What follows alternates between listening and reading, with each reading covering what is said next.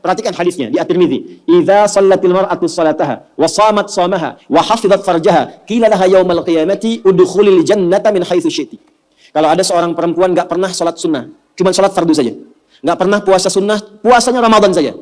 Dia menaati pada suaminya, menjaga kehormatan keluarganya. Dia menempatkan tugas di rumah sebagai tugas utamanya. Maka apa yang terjadi? Qila laha yaumal qiyamati, dikatakan kepada perempuan ini saat kembali kepada Allah di yaumil hisab, udkhulil jannata min haitsu syi'ti. Cepat langsung masuk surga dari pintu mana saja yang kamu kehendaki. Enggak ada hisab. Bu, kita menghargai semua perkembangan pengetahuan, teknologi, peradaban dan sebagainya. Tapi ibu jangan sampai lemah dalam satu hal ini. Demi Allah saya katakan, apresiasi tertinggi dari Allah kepada seorang perempuan yang telah berumah tangga ternyata bukan profesi dunianya. Tapi ketika ibu bisa optimal menjadi seorang ibu dengan semua tugasnya. Kalau belum menikah jadi seorang anak dengan tugasnya. Kalau menikah belum punya anak jadi seorang istri dengan tugasnya. Nanti saya turutkan hadis-hadisnya. Jadi ibu itu ke surga, maaf ya, kalau nanti masuk dengan izin Allah misalnya, tingkat tertingginya itu bukan karena misalnya aktif mendampingi kegiatan di luar. Bukan karena aktif punya kegiatan banyak dengan teman-teman, bukan. Yang paling utama itu di rumah, anak bagaimana? Sehingga ketika suami pulang, dia membawa satu hasil dari kegiatannya, dalam lelahnya dia menikmati candanya yang telah menyelesaikannya istrinya.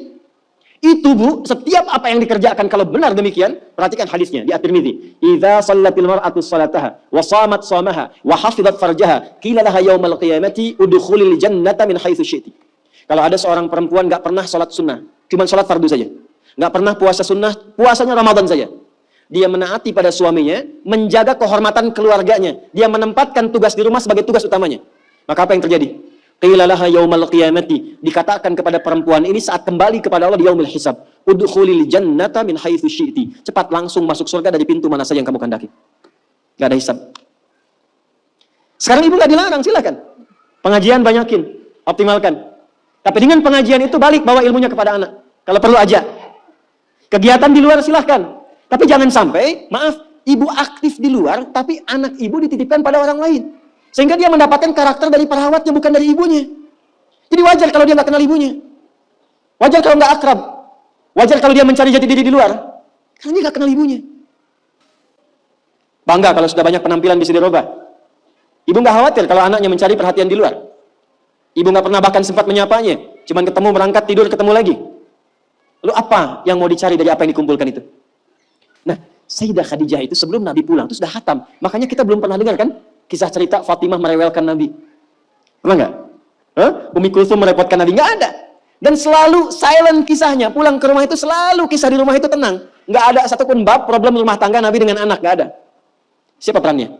Sayyidah Khadijah, karena beliau mengerti optimalnya harus dari beliau. Sehingga ketika suami pulang, nggak ada diskusi beban lagi yang bertambah untuknya. Silahkan punya aktivitas di luar rumah, tapi ibu akan dimuliakan sebagai seorang ibu, anak dan istri ketika pulang kembali ke akhirat lah. Itu satu. Dua, saya agak cepat sekali. Yang pertama prioritas keluarga bu, anak, untuk ibu ya. Selanjutnya, harta. Mohon maaf sebesar-besarnya. Sayyidah Khadijah, walaupun mendapatkan penghasilan dari aktivitas dagangnya, tidak pernah menjadikan bagian harta beliau hanya untuk dikuasai bagi pribadinya. Dan gak pernah ada perjanjian pranikah misalnya. Ya Muhammad SAW, saya nikah punya harta segini ya. Kalau nanti ada kejadian ini jangan diambil ya, gak pernah. Apapun yang diusahakan, maka dikumpulkan menjadi satu untuk mensupport cita-cita mendapatkan yang tertinggi di hadapan Allah. Ibu apapun yang didapatkan kalau punya penghasilan, pendapatan dan sebagainya, dudukkan jadi satu sebagai harta keluarga bersama. Rumuskan untuk anak-anak. Anak pertama mau kemana? Bikin tabungan, bikin persiapan. Anak kedua seperti apa? Anak ketiga bagaimana? Bicara dengan suami. Maka ini diantara ciri yang pernah diajarkan oleh Sayyidah Khadijah. Sekalipun dagangannya cukup banyak, tapi semua yang dihasilkan untuk mensupport kegiatan yang diarahkan pada tujuan yang sama. Surga. Jelas? Oke, yang terakhir. Meluangkan waktu untuk diskusi, bicara, ngobrol yang saling menguatkan, bukan mengungkit kekurangan. Tuh. Nabi Muhammad sibuk gak? Sibuk gak? Banyak tantangan gak? Tapi ketika pulang ke rumah, ngobrolnya itu dengan Sayyidah Khadijah selalu yang baik-baik, yang romantis, yang saling menguatkan. Gak pernah ada satupun kalimat tercatat di dalam lisan Sayyidah Khadijah, kenapa sih begitu sibuk? Datang ke rumah cuma bawa masalah. Kenapa sih nggak punya waktu? Kenapa sih banyak kegiatan di luar? Tapi ketika pulang ke rumah, aku selalu mendukungmu. Nabi mengatakan kegiatanku ini, dan ini. Aku akan berangkat ke sini menemui si fulan. Baiklah, siapkan, optimalkan, Allah pasti melindungi. Sehingga semua kegiatan, beban yang dirasakan, itu ketika berangkat gak sendirian. Jadi beliau pun dalam sendirian pun merasakan aura-aura Sayyidah Khadijah. Mau berangkat kerja, merasakan pesan dari istri. Pulang dari situ, ditinggal pun istri merasakan pesan dari suami. Ini yang harus dioptimalkan. Dan ibu, apa yang terjadi?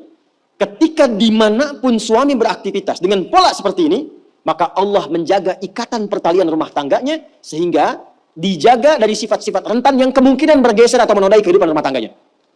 Maaf, ini bahasanya agak halus ya.